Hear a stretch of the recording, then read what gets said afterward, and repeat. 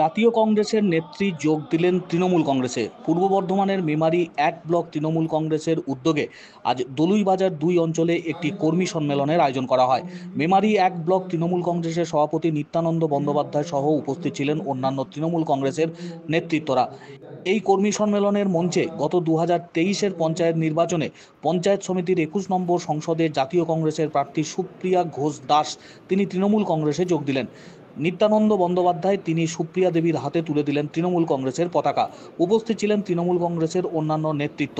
কর্মী সম্মেলন থেকে আগামী দিনে কিভাবে দলীয় সংগঠনকে মজবুত রাখা হবে, কোন কোন বিষয়ে অগ্রাধিকার ভিত্তিতে কাজ করতে হবে এবং ভোটার তালিকায় ভুতুরে ভোটার রয়েছে কিনা সে বিষয়ে নজরদারি চালানোর জন্য তৃণমূল কংগ্রেসের কর্মী সমর্থকদেরও বিশেষ নির্দেশ দেওয়া হয়। তৃণমূল কংগ্রেসের এই কর্মী সম্মেলনে বিভিন্ন এলাকা থেকে কর্মীরা এসে উপস্থিত হয়েছিলেন। সুপ্রিয়া দেবী তিনি আজ জাতীয় কংগ্রেস ছেড়ে তৃণমূল কংগ্রেসে যোগদান করলেন।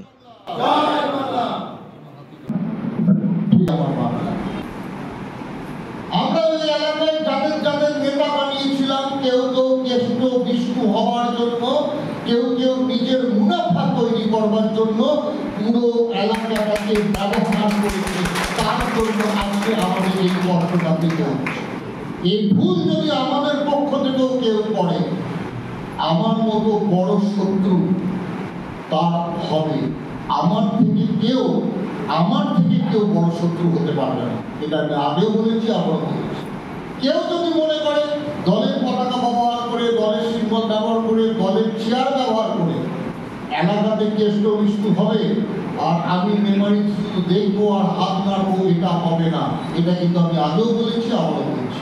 এটা মনে রাখবেন, প্রত্যেককে বলছি। সত্য শক্তি প্রত্যেক মানুষেরই আছে, কিন্তু তার লিমিটও আছে।